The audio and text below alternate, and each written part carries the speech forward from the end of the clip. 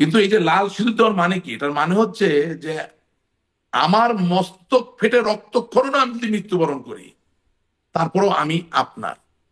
অর্থাৎ একজন স্ত্রী তার স্বামীর কাছে তার এটা প্লেজ। এটা হচ্ছে সিঁদুরের মানে। আপনি জানতেন কি জিনিসটা? না। সিঁদুরের সিম্বলিক মানে হচ্ছে মস্তক ফাটিয়া রক্তক্ষরণে আমি মৃত্যুবরণ করলো, আমি শেষ মুহূর্ত পর্যন্ত আপনার। That is the commitment of a wife to a husband.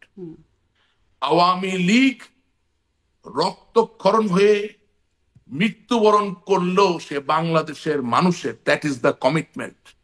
আপনি কালকে এই কমিটমেন্টের কথা বলেন, from day after tomorrow situation will be different. Rashek Rahman, এরকম অনেক কমিটমেন্টের কথা আমরা শুনেছি, কিন্তু সমস্যাটা হয় কমিটমেন্ট ভেঙে যায়, এবং সেটা আপনারা বা রাজনৈতিক দলের নেতাকর্মীরা স্বীকারও করেন না। এখন আপনি অনেকটাই যদিও বলছেন যে সেই বিষয়টা হচ্ছে ছিলাম আছি থাকবো, ছিলেন তো, থাকার ফলেই তো এই সমস্যাটা না হয়েছে, না তাই না? আমার কাছে আপনারা থাকতে আমার কাছে থাকতেই তো আমার এত কাছে টাকা পাচার না হয়েছে, আপনারা না না নির্বাচন আমার ব্যবস্থার এই কাছে হাল হয়েছে। আমার কাছে মনে হচ্ছে একটু আপনি বোধহয় ভুল করলেন বা অন্যায় করলেন। কারণ আমার মনে আছে ডিবিসিতে আপনি আমাকে স্থানীয় সরকার নির্বাচনের উপর ডেকেছেন, প্রোগ্রামগুলো আছে, শুনে দেখবেন। তখন আমি একদম এই একই কথাগুলো বলেছি। হুম। কিন্তু তখন আমার এই কথাগুলো অনেক কথা ছাপিয়ে গিয়েছে। আপনি টাকা পাচারের কথা বলছেন, বাংলাদেশ ব্যাংকের সাবেক গভর্নর ডক্টর ফরাসউদ্দিন আওয়ামী লীগ ক্ষমতায় থাকা অবস্থায় যখন বললেন যে এই দেশে 10,000 টাকা ঋণ নিয়ে একজন কৃষক জেলে যায়, হুম। আর 10,000 কোটি টাকা পাচার করে সে কোনো খুবই ক্ষমতাধর ব্যক্তি বা ক্ষমতাধর ব্যক্তির বাসায় যাওয়া আসা করে, আমি নিজে হয় ডিবিসি বা সময় আমার মনে আছে পরিষ্কার ভাবে, তিনি আমার শিক্ষক, আমি তাকে সম্পূর্ণভাবে সমর্থন দিয়েছি। Please don't compare me with others, I know what I am talking about. Hmm. Hmm. আমি গতকালকে সাদা, আজকে লাল, আপনাকে নিশ্চয়ই কালকে কম্পেয়ার করছি হলুদ না, কিন্তু সবুজ আসলে না। আপনারা যখন একটা দলের তো সদস্য, একটা দলকে তো রিপ্রেজেন্ট না আপনারা করেন, না আমি দলের একজন বা কর্মী। সরকারের। আমি আমি দলের একজন কর্মী। নিশ্চয়ই। হ্যাঁ, আমি দলের একজন কর্মী। আমার দায়িত্ব আমার দ্বারা কোনো মানুষের অনিষ্ট না হওয়া, সেটা আমি করার সর্বাত্মক চেষ্টা করেছি। কোন লোক যদি আপনার অনুষ্ঠানে এসে বলতে পারে যে রাশেদ রহমান রাজনৈতিক ক্ষমতা নিয়ে আমাদের উপরে এই অন্যায় করেছে, আমি সেই দায়ভার মেনে নিবো। সেটা পারবে না, আমি জানি, আমার বিবেকের জায়গায় একদম পরিষ্কার। অবশ্য টুকটাক কিছু তো অভিযোগ সো আপনার বিরুদ্ধেও দেখেছি Rashek Rahman. So so so আমার কথা হচ্ছে যে আমি তো সামষ্টিক দায়টা না নিয়ে হুম। আমার ব্যক্তি জায়গা থেকে যে জায়গাগুলো মনে হয়েছে ক্ষতি হয়েছে সেটা আমি বলছি আপনাকে, যেটা অনেকে বলেননি। হুম। এই যেমন স্থানীয় সরকার পর্যায়ে নমিনেশন দেওয়া, নমিনেশনের নিয়ে দুর্নীতি, অনিয়ম, বাণিজ্যের কথাটা আপনাকে আমি বললাম, রাইট? এই যে ধরেন ব্যাংকের এসালামের কথাটা বললাম। হ্যাঁ, আমি জিনিসগুলোকে একটা পার্সপেক্টিভে ফেলার চেষ্টা করছি। এখন এইটার আরো বড় অ্যানালিসিস, আরো বড় সম্প্রসারণ, শিওর এটা আরো সময় লাগবে। এবং আমি একা বলে গেলাম, আমার বিপক্ষে বলার কেউ নাই এই বিষয়ে, সেটাও তো ফেয়ার হয় না। বরঞ্চ বরঞ্চ আমি তো মনে করি যে আপনি যখন ওই শ্বেতপত্রের সূত্র ধরে S Alam, D Alam, N Alam, P আলমের যখন অর্থ পাচারের কথা বলেন, আই রাদার ফিল যে যারা এটাকে ডিফেন্ড করবেন, যারা এটার পক্ষে কথা বলবেন, তারা যেমন থাকবেন, যারা এই শ্বেতপত্র দিচ্ছেন তাদের ওখানে থাকার দরকার ছিল।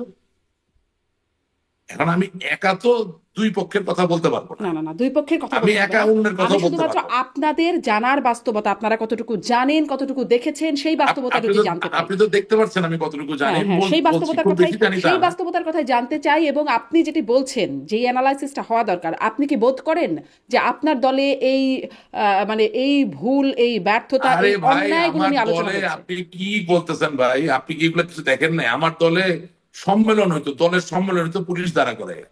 হুম। আমার দলের বর্ধিত সভা হয়তো পুলিশ দ্বারা করে। কিছু জানেন না? হুম। কিছুই কি আপনার সাংবাদিকরা আপনাকে বলে নাই? হুম। হুম। এটা তো হয়েছে, এটা তো হয়ে এসেছে। তাহলে এটা এটা যে এটা যদি হয়েছে, তা আপনি ওই প্রশ্নগুলো জিজ্ঞাসা করেন না কেন? আমি তো আর দলের কোনো এক্সিকিউটিভ কোনো পদ ধারণ করি না, আমি একটা সদস্য। শিওর আমি নৌকা মার্কা পাইছি, আমি নিজেকে গর্বিত বোধ করি, সৌভাগ্যবান বোধ করি। জননেত্রী শেখ হাসিনা আমাকে অন্যান্য নমিনেশন বোর্ড নিয়ে নৌকা দিচ্ছেন, ভেরি গুড। 4ঠা অগস্ট আমার দুটো বাড়ি আগুন ধরিয়ে দিয়েছে জামাত শিবির এবং আমার বিরোধী যারা তারা। কিন্তু 7ই জানুয়ারি নির্বাচনে যাকে বিভিন্ন কলা কৌশল করে পিছন থেকে বাতাস দিয়ে জিতানো হইলো, আওয়ামী লীগের ভিতর থেকে প্রতিষ্ঠা কিছু নেতারা যাকে জিতালেন, তার বাড়িতে কিন্তু একটা ইটের ইয়ে পড়ে নেই, আগুনও ধরায় নেই। কারণটা কি? কারণ হচ্ছে আপনি যখন নিজেরা নিজেরা খেলতেছেন, জামাতের খুবই যা দেখলাম যে খুব কৌশলী একটা দল। আওয়ামী লীগের ভিতরে যখন কোনো সংঘাত তৈরি হচ্ছে, তারা একটা অংশকে বেছে নিচ্ছে, এবং এটা এখন জামাতি অংশ হয়ে গেছে। তা আপনি এগুলো ঠিক না করে কিভাবে সামনে আগাবেন? এটাও তো কোনোদিন আপনার এখানে এসে কেউ বলে নাই। তার মানে কি রাশিক রহমান, আপনি যা আপনি বললেন, আমি যদি আরেকটু স্পষ্ট হয়ে আরেকবার বলি, দেখেন আমি মানে বুঝলাম কিনা যে মানে এই আন্দোলনে যারা আন্দোলনের মধ্যে ছিল তারা আওয়ামী লীগেরও একটা অংশ এর মধ্যে ছিল। আমি সেটা বলিনি, আমি বলেছি যে আমরা নিজেরা নিজেরা যুদ্ধ করার যে খেলা খেলেছি, সেই খেলায় জামাত এবং বিএনপি খুব বুদ্ধিমানের কিছু কাজ করেছে। তারা একেবারেই প্রত্যেকটা এলাকায় একটা করে পক্ষকে সমর্থন দিয়েছে নিজেরা বেঁচে থাকার জন্য, এবং সেই পক্ষকে দিয়ে আরেক পক্ষের সাথে যুদ্ধে বা সংঘাতে লিপ্ত করে রেখেছে, যেখানে দল সাংগঠনিকভাবে দুর্বল হয়েছে এবং আমরা কোনো ব্যবস্থা নেই নেই, আমরা কারোর সাথে কোনো সংগতি করাই নেই, মিল মহব্বত ইচ্ছা করে আমরা বাতাস দিচ্ছি আমাদের নিজেদের অর্থনৈতিক কারণে, টাকা পয়সা ইনকামের জন্য, স্বার্থ সিদ্ধির জন্য, এবং সেটার ফলাফল হচ্ছে আজকে। এটাই বাস্তবতা। এবং আপনি মনে রাখবেন যে 7ই জানুয়ারির নির্বাচনের আগে ডিসি অফিসে গিয়ে আমি পরিষ্কার ভাবে সময় টিভি সহ, 71 টিভি সহ, আপনার টিভি চ্যানেলও ছিল, প্রত্যেক জায়গায় একেবারে লাইভে বলেছি যে আমরা জামাত বিএনপির ফাঁদে পা দিলাম এবং এর ফলাফল খুবই খারাপ হবে। কারণ আপনি বাঙালির যে কোনো উপন্যাস, মানে পরিবার নির্ভর উপন্যাস, সমাজ নির্ভর যে কোনো উপন্যাস যদি পড়েন, আপনি দেখবেন যে সেখানে একে অপরের পিছনে অদৃশ্য জায়গা থেকে কিছু লোকের আহ সংঘাতকে আরো ত্বরান্বিত করার যে জায়গাটা, এটা বিদ্যমান, এটা বাস্তব, এবং এটা এটা আমাদের একটা অন্তর্গত অভ্যাস। সেই জায়গা থেকে আমরা যখন নিজেরা নিজেরা বিভক্ত হলাম, সেখানে এর কোনো ব্যত্যয় ঘটে না, একই জিনিস হয়েছে। এবং আওয়ামী লীগের, তথাকথিত আওয়ামী লীগের নাম করে অনেক লোকই জামাত বিএনপির পারপাস সার্ভ করছে এবং এখনো করছে। আমি আপনাকে আমার এলাকার উদাহরণ দিলাম। যারা সত্যিকার আওয়ামী লীগ তারা তো আক্রান্ত, তারা নির্যাতিত। যারা না, তারা বহাল তবিতে ভালোই আছে। কিন্তু তার জন্য আমার কোনো চিন্তা, ক্ষোভ এসব নাই। আমি শুধু আশা করি যে আমরা যে নিজেদেরকে নিজেরা দুর্বল করেছি, এই জায়গাটা আমরা বুঝবো, এবং দেশ ও জাতি মানুষের জন্যই আমরা সংশোধিত হয়ে নতুন ভাবে আবির্ভূত হব। জি, ঠিক এইখানেই আমি আসলে প্রশ্নটা করছিলাম যে এই আলোচনাটা আপনি কি জানেন যে আপনার দলের মধ্যে এখন এই সময় 5ই আগস্টের পরে এই আলোচনাটা হচ্ছে যে আমরা আসলে সংশোধিত হব, আমাদের দায়গুলো স্বীকার করব, ভুলগুলো স্বীকার করব, এই আলোচনাটা কি হচ্ছে? হ্যাঁ, আলোচনাটা হচ্ছে। তবে অনেক মুরব্বীজনরা বলেন যে দেখো, তোমরা এগুলা প্রকাশ্যে আলাপ করো না, এটা দলীয় ফোরামে আলাপ করো, কারণ বাইরে আলাপ করলে অন্য দলের লোকরা সুযোগ পেয়ে যায়। এই কথাটা সত্য নয়। আওয়ামী লীগ তো গোপন কোনো সংগঠন নয়, আওয়ামী লীগ তো কোনো গোপন দল না। আওয়ামী লীগের সাংগঠনিক কর্মকাণ্ডে যদি কোনো অনিয়ম বা কোনো ভুল ত্রুটি থেকে থাকে, সেটা আপনি আসলে আহ, পর্দা করে, ওড়না দিয়ে মুখ ঢেকে কি আপনি পারবেন আলাপ করতে? তার মানে তো আপনি আসলে সমাধান করতে চান না। আপনি রাশেদ রহমান, আর একটা আহ, প্রশ্ন করি, মানে অনানুষ্ঠানিকভাবে আলোচনার সময় এই বিষয়গুলো আসে, কোনো তথ্য প্রমাণ দিয়ে যারা বলছেন তারাও বলছেন না, আমিও জানি না, আহ, বা যদি আপনিও জানেন ধারণাটাও বলতে পারেন। অনেকেই বলেন এই যে পরাজয় বা আপনাদের যে পতন, সেই সংকটের একটা অন্যতম কারণ হচ্ছেন সালমান এফ রহমান এবং আরো একজন অনেকের মধ্যে হয়তো অন্যতমদের নাম হচ্ছে ওবায়দুল কাদের। বলবেন এই বিষয়ে কিছু? হ্যাঁ, আমার হাসিটা দেখলেন তো। হুম, হাসিতেই কি ইন্টারপ্রেট করে নিতে হবে? আপনি বলবেন কিছু? বললাম তো, পুরো দেশের সংগঠন বিভক্ত অবস্থায় ছিল। ওবায়দুল কাদের চাচা, উনি তো আমার মুরব্বীজন। হ্যাঁ, তো শিওর আমি ওনাকে সামনাসামনিও বলতে পারবো, পুরো দেশের সংগঠনই বিভক্ত ছিল, কোনো জায়গায় একীভূত সংগঠন ছিল না। এখন উনি যেহেতু দলের সাধারণ সম্পাদক, হ্যাঁ, ওনারই তো এই ব্যবস্থা নিতে হবে। Simple as that. ওনাকে আমি সামনাসামনি বলতে পারবো, উনি কোথায় আমি জানি না, যতটুকু জানা যায় উনি ভারতে আছেন। আর আরেকজন যিনি কারাগারে আছেন সালমান এফ রহমান, তার ভূমিকা নিয়ে অনেক বিতর্ক এই সময়ে আমি আপনাদের অনানুষ্ঠানিক ফোরাম থেকে জানতে পারছি। এখন আমাকে তো আমার দলের নেতা কর্মীরা, আমি যা দেখি ফোরামে আলাপ হয় যে উনি রাজনৈতিক নেতা হয়ে গেছেন। উনি তো ব্যবসায়ী নেতা ছিলেন। আমি ছোটবেলা থেকে দেখেছি এপিসের সভাপতি ছিলেন, ব্যবসা বাণিজ্য নিয়েছিলেন। এখন উনি আওয়ামী লীগের নেতা হয়ে গেছেন। কি বলবো ভাই, এটা নিয়ে কি বলার আছে? হ্যাঁ, এখন মানে একেবারেই দলের যারা নির্বাহী পদধারী, তাদের দায়িত্বটা যদি তারা হয়তো বা পালন করতো, তাইলে তার এই প্রশ্ন আপনি আমার করতে পারতেন না। আমার জন্য তো এটা বিড়ম্বনার প্রশ্ন। কি বলবো বলেন? একদিকে তারা আমার পিতৃতুল্য বয়সের, আমাকে স্নেহ হয়তো বা করে, সবই ঠিক আছে, কিন্তু উম, এখন ডাক্তার যদি হঠাৎ করে এসে বলে আমি স্টেজে দাঁড়ায় শাড়ি পরে নাচবো, আর আপনি তালি দিয়ে বলেন নাচেন না একটু, তো নাচ দেখতে পারবেন কিন্তু খুব ভালো মানের নাচ তো আর হবে না। হম। এখন যিনি বিজ্ঞানী, আহ, আহ, উদ্ভিদবিদ, একটা কথার কথা বলছে, তিনি যদি এসে বলেন যে আমি গাড়ি কিভাবে তৈরি হয় এটার পরে একটা লেকচার, নিশ্চয়ই উনি লেকচারটা দিতেই পারবেন বইটই পড়ে, কিন্তু খুব উন্নত মানের টার্সিয়ারি লেভেলের লেকচার তো হবে না। আমরা সেই কাজগুলো তো করে ফেলছি, এবং মেধার তো কোনো বিকল্প নাই। আপনি মনে করেন 5ই আগস্টের পরে এই পর্যন্ত অবস্থায় মেধা কোথায়? আমাদের মেধাবী সন্তানেরা কোথায়? মেধার ছটা কোথায়? আমি তো দেখতে পাচ্ছি না। এবং সবচেয়ে বড় কথা, আজকে সকালেও বলেছি, আবারও বলছি, সারা জীবন বলবো, আপনাকেও বলি, সেটা হচ্ছে হাতে যে আমরা ঘড়ি পরি, এখন তো স্মার্ট ওয়াচ হয়ে গেছে। ব্যাটারি চালিত ঘড়ির প্রযুক্তির নাম ছিল কোয়ার্টস।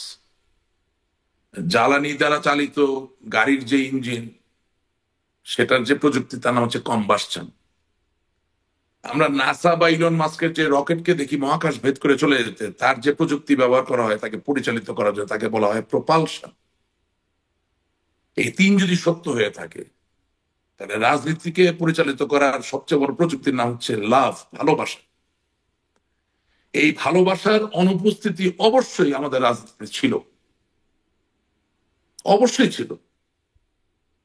আমরা অনেক কাজ করেছি, কোনো সন্দেহ নাই, কিন্তু ভালোবাসা মাখানো আলিঙ্গন বা ঘাড়ে হাত দিয়ে মাথায় হাত দিয়ে একটা মানুষকে সংঘবদ্ধ করা, কাছে টেনে নিয়ে আসা, ছোটখাটো ভুল ত্রুটিকে ছাপিয়ে দিয়ে আপনার পাশে মানুষকে দাঁড়া করানোর যে জায়গায়, এর কোনো বিকল্প হয় না।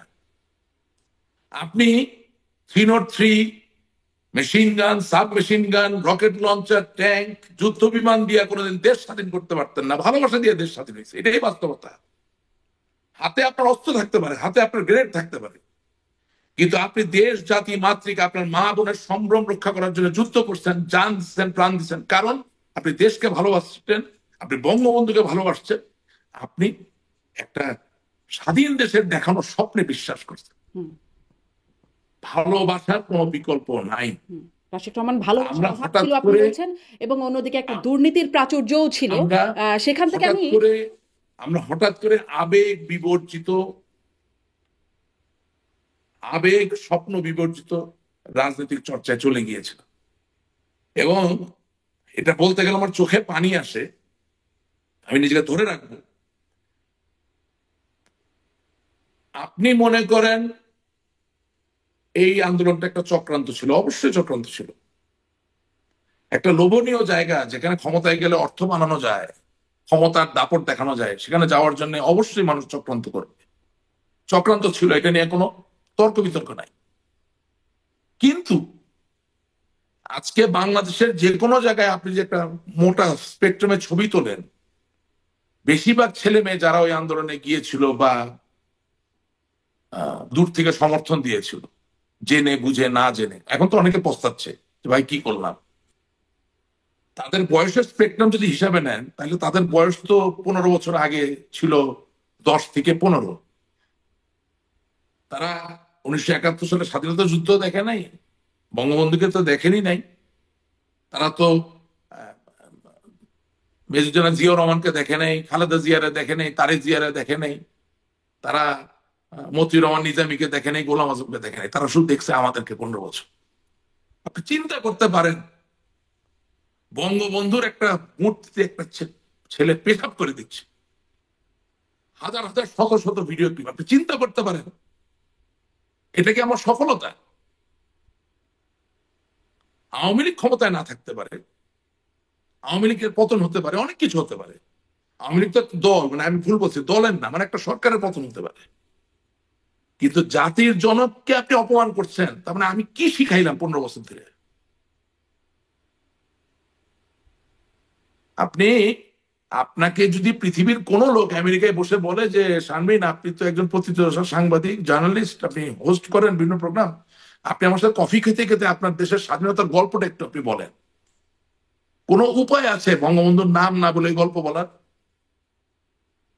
তাহলে তখন যদি আপনি নিজেকে একবার চোখ বন্ধ করে প্রশ্ন করেন যে আমারে যে এই স্বাধীনতা দিয়ে গেল, ভালো মন্দ দুটো হওয়ারই, আমারে যে স্বাধীনতা দিয়ে গেল প্রাচুর্যময় সম্পদশালী হওয়ার, আমি তারে দিনে দুপুরে অপমান করতেছি, আমি তাহলে কি শিখাইলাম? What was my assignment, what did I do, how am I successful? আমি খুব মনের আবেগের কষ্টের জায়গা থেকে বলছি, বুঝছেন? অনেক কিছু মনে হয় যে খুব দামি দামি শার্ট প্যান্ট পরে আছি, মানুষের মনের কথা আমরা শুনি, জানি।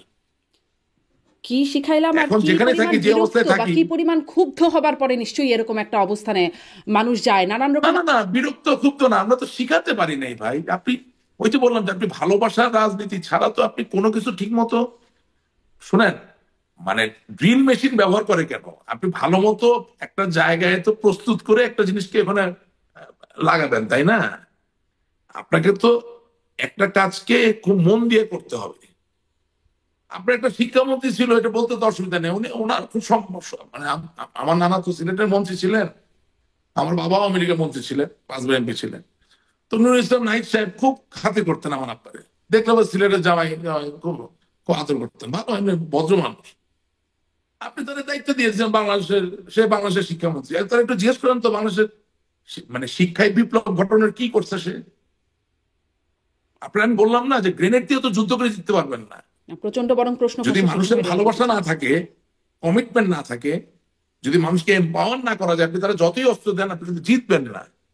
ঠিক আছে?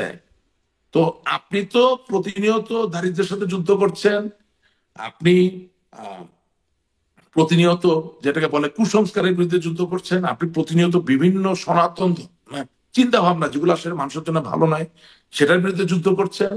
শুধু তাই না, 1971 সালে যাদেরকে আপনি হারিয়ে পরাজিত করে জয়ী দেশ, জয়ী বাংলাদেশ হিসেবে আবির্ভূত হয়েছেন, সেই লুকিয়ে থাকা শত্রুগুলোর বিরুদ্ধেও যুদ্ধ করছেন। সেই যুদ্ধের সবচেয়ে বড় হাতিয়ারটা ছিল শিক্ষা। আপনি যদি 10 বছর বয়সের একটা বাচ্চাকে সত্যি ভালোবাসার জায়গা তৈরি করে দিতে পারেন, যে বঙ্গবন্ধুর নেতৃত্বে দেশটা স্বাধীন হয়েছে, জাতীয় 4 নেতা ছিলেন, আরো অনেক সাহসী মানুষেরা ছিলেন, লক্ষ মানুষের আত্মত্যাগ, লক্ষ মা বোনের স্বপ্ন, যে সত্যিকারের অর্থে শেখাতে পারেন, তাহলে এই ঘটনা তো ঘটতে পারে না। আর তার থেকেও মারাত্মক কথা আপনাকে একটা বলতে চাই, যে এত বড় চক্রান্ত হয়েছে, আমি বলছি চক্রান্ত নিয়ে কোনো ডিবেট নেই, নিশ্চয়ই চক্রান্ত ছিল, আছে, থাকবে। কিন্তু তাইলে আমার গোয়েন্দা সংস্থা, ওনার কাজ কি ছিল? উনি কি কোথায় বৈশাখী মেলা হচ্ছে, বাতাসা খাচ্ছে, নাড়ু খাচ্ছে এই খবর দিবে, নাকি চক্রান্ত হচ্ছে এই খবর দিবে? তো উনি খবর দিলেন না কেন? তাইলে আমার গোয়েন্দা সংস্থার দায়িত্বে কারা ছিলেন, এই প্রশ্ন করতে হবে। 1, 2 নাম্বার, বঙ্গবন্ধু শেখ মুজিবুর রহমান একেবারেই আগরতলা ষড়যন্ত্র বাংলার সময় থেকে প্রমাণ করে দিয়েছেন বাঙালির কাছে যে একটা রাজনৈতিক দল সত্যিকার অর্থে যদি সক্ষম অবস্থায় থাকে, তাহলে কোনো অংশে সে কোনো গোয়েন্দা সংস্থার থেকে কম না। সে বাংলাদেশের যে কোনো জায়গায় ঘটে যাওয়া যে কোনো ঘটনা সম্বন্ধে জানবে এবং ব্যবস্থা নিতে পারবে। আপনি বিভিন্ন ওই সময়কার যে প্রাসঙ্গিক বইগুলো পড়লে দেখবেন যে বঙ্গবন্ধু প্রতিনিয়ত 1971 সালে কখন কতজন সৈন্য আসতেছে, কোন অফিসার আসতেছেন, সব খবর পাচ্ছিলেন। সেটা তার পাকিস্তান সেনাবাহিনীর গোয়েন্দা সংস্থা দিচ্ছিল না, বা পাকিস্তান পুলিশ বাহিনীর গোয়েন্দা সংস্থা, সেটা বাংলাদেশের পূর্ব পাকিস্তানের আওয়ামী লীগের নেতা কর্মীরা বিভিন্ন জায়গায় সংঘবদ্ধ অবস্থায়, ঐক্যবদ্ধ অবস্থায়, নিবেদিত অবস্থায় ছিলেন। তারা ছোট ছোট খবর সেই নিয়ে নিয়ে ওনাকে সংঘবদ্ধ দিচ্ছিলেন। ঐক্যবদ্ধ নিবেদিত হ্যাঁ, অবস্থায় না রাইট। থাকবার সো কারণে সো 75-এর মতো ঘটনাও তো ঘটে গেল। সো সো সো 5ই আগস্টের সময় এত বড় চক্রান্ত হলো, তাহলে আমার দলের এই যে ইন্টেলিজেন্স, এই যে গোয়েন্দার যে একটা সক্ষমতা, সেটা কি ছিল? যেহেতু আমি দায়িত্বে ছিলাম না, আমি বলতে পারি না, কিন্তু বলতে পারি যে ইন্টেলিজেন্স ফেলিয়ার হয়েছে। আমি সব যদি ভালো চালাই, তাহলে ফেলিয়ারটা হলো কিভাবে? জি, আর একটু সরাসরি দু একটা প্রশ্নে আসি, শেষের দিকে চলে আসছি, একটু আসি যে নানান রকম দুর্নীতি অনিয়মের বিষয়ে তো কথা আপনিও বলছেন একদম, মানে দেখছিলাম প্রথম একটি দুর্নীতির মামলা হয়েছে সাবেক প্রধানমন্ত্রী শেখ হাসিনার বিরুদ্ধেও, এবং তার পরিবারের বিরুদ্ধে দুর্নীতির অভিযোগ আসছে। রূপপুর পারমাণবিক বিদ্যুৎ কেন্দ্র সহকারে বিভিন্ন প্রকল্পে ৮০,০০০ কোটি টাকা দুর্নীতির একটা অভিযোগ উঠছে, এবং প্রাথমিক সত্যতা পেয়েছে বলে দুর্নীতি দমন কমিশনের বরাত গণমাধ্যমে সেই খবরগুলো আসছে। এই প্রসঙ্গে আপনি কি বলবেন? তার যে মানে শেখ রেহানা, শেখ হাসিনার বোন শেখ রেহানা, তার মেয়ে টিউলিপ সিদ্দিক, যিনি ব্রিটিশ এমপি এবং মন্ত্রী, তিনিও তার বিরুদ্ধে অনেক অভিযোগ। যুক্তরাজ্যেও তার একটা পরিণাম বা একটা বহিষ্কারের দিকে এগিয়ে যাচ্ছে, প্রক্রিয়া একটা চলছে, অভিযোগ উঠছে। এই বিষয়ে আপনি কি বলবেন? আচ্ছা, আসলে একটু আমাকে এভাবে আসতে হবে, যেটা সততার শক্তি একটু বলতে হবে। হ্যাঁ, আমার বাবা জনাব এইচ এন আশিকুর রহমান বাংলাদেশ আওয়ামী লীগের গত ৩২ বছর ধরে কোষাধ্যক্ষ, এবং আপনি জানেন যে 1/11-এর সময় বাংলাদেশ আওয়ামী লীগ তথা বাংলাদেশ আওয়ামী লীগের সভানেত্রীকে দলীয় হিসাব নিকাশকে কেন্দ্র করে কোন রকম কোনো মামলা বা অভিযোগ কেউ দিতে পারেন নাই। এবং তখন প্রথম আলো সহ অনেক বড় বড় পত্রিকায় সপক্ষে লিখেছেন যে এটা একটা আশ্চর্য ব্যাপার যে চারিদিকে এত অভিযোগ এত কিছু, কিন্তু দলীয় ফোরামে এত কোটি কোটি টাকার চাঁদা বা দলের যে সম্পদ ব্যবস্থাপনা সবকিছু থাকার পরেও এখানে কোনো অভিযোগের কোনো সুযোগ নাই। এবং পরিলক্ষিত হয় যে এই যে ৫ই আগস্টের পরও এখনো নির্বাচন কমিশন, দুদক বা সরকারের কোনো এজেন্সি বাংলাদেশ আওয়ামী লীগের হিসাব নিকাশ রাখার ক্ষেত্রে কোন রকম কোনো অভিযোগ তুলতে পারেন নাই, ইনশাল্লাহ পারবেন না। এটা আমি বলছি এই কারণে যে দলের হিসাব যেমন একেবারে পুঙ্খানুপুঙ্খভাবে ঠিক আছে, জননেত্রী শেখ হাসিনার ব্যক্তিগত হিসাবও কিন্তু একেবারেই পুঙ্খানুপুঙ্খভাবে ঠিক আছে। আমি আই এম সারপ্রাইজ যে এত ব্যস্ততার ভিতরে কিভাবে তিনি এটা করেন, but she is very meticulous. তার কোনো ইনকাম ট্যাক্সের রিটার্ন, কোনো জায়গায় কোনো বকেয়া, কোনো বাকি কিচ্ছু নাই, এবং তার কোথায় কি সম্পদের ডিক্লারেশন একদম পরিষ্কার। আমি ওনার কথাটা বলার পরে এখন একটা ভিন্ন পর্যায়ে যেতে চাই। অন্য আর যাদের ব্যাপারে অভিযোগ আসছে, তাদের এখন সময় এসেছে জননেত্রী শেখ হাসিনাকে সহযোগিতা করার জন্য তাদের ব্যক্তিগত সম্পদ, তার কি স্থিতি, কি অবস্থান, এটা ওই সব দেশে ডিক্লারেশন দেওয়ার ব্যবস্থা আছে, সেই ডিক্লারেশন দেওয়া। তাহলেই মানুষ আর এটা নিয়ে কথা বলতে পারবে না। তাদের উচিত আওয়ামী লীগের সভাপতি বঙ্গবন্ধু কন্যা জননেত্রী শেখ হাসিনা যাতে এই দায়ভার নিতে হয়, ওনারা ওনাদের মতো করে ওনাদের সম্পদের যে ডিক্লারেশন সেটা দিয়ে আসবেন, এবং যেই দেশে দিচ্ছেন সেই দেশের এজেন্সিগুলোই এগুলো পরীক্ষা নিরীক্ষা গবেষণা করে বলবেন যে এই ডিক্লারেশন ঠিক আছে কিনা।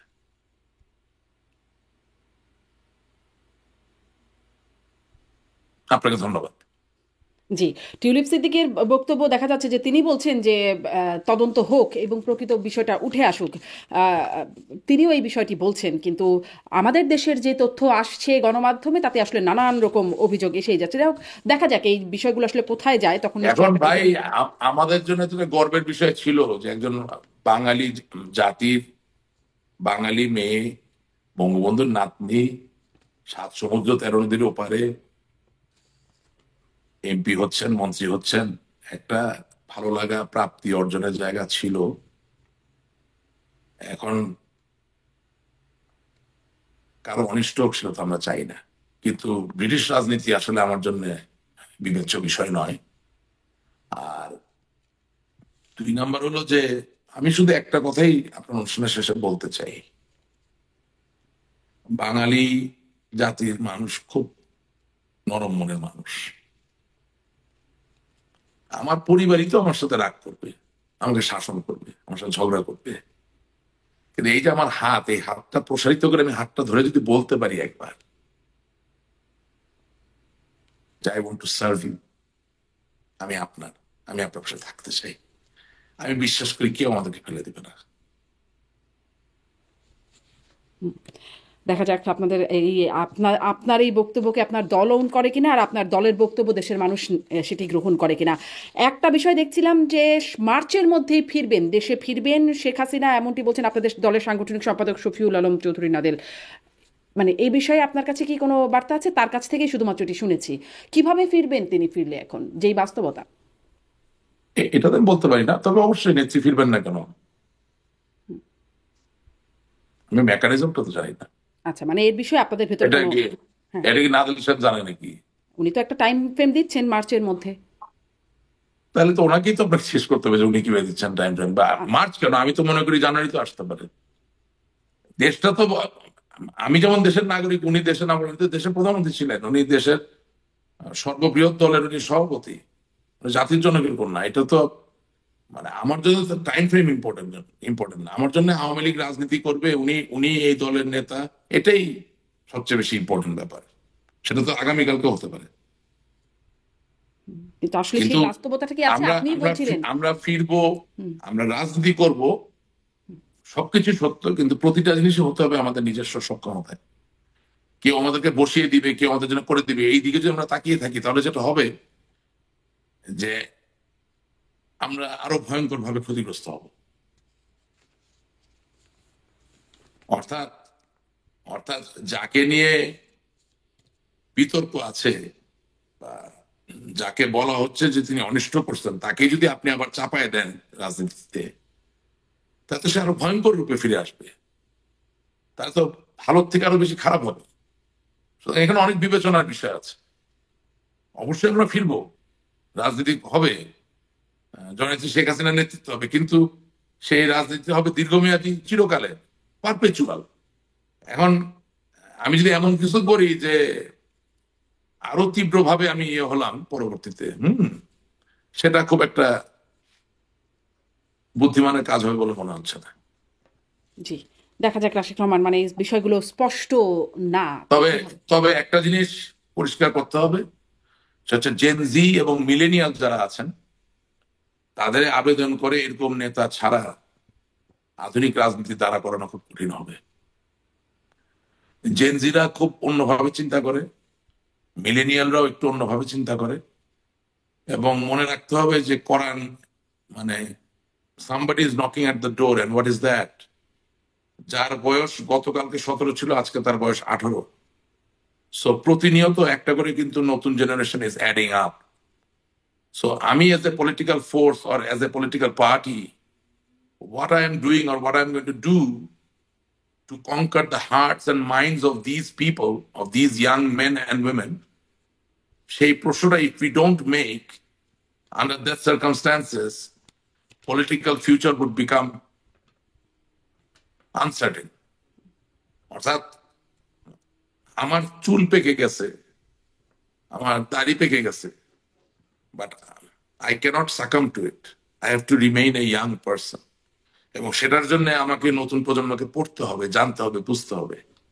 তার সাথে আমার মিথস্ক্রিয়া কিভাবে বাড়বে সেই জায়গাটা আমাকে খুঁজে ফিরতে হবে। সেটা না করলে সমস্যা আছে বই কি। সেখান থেকে আপনারা যোজন যোজন দূরে চলে গেছেন কিনা সেই নিশ্চয়ই সেই বিশ্লেষণটাও আপনারা করবেন। অনেক ধন্যবাদ রাশিদ রহমান, অনেকটা সময় কথা বললাম আপনার সাথে। ধন্যবাদ যুক্ত হবার জন্য। Thank you.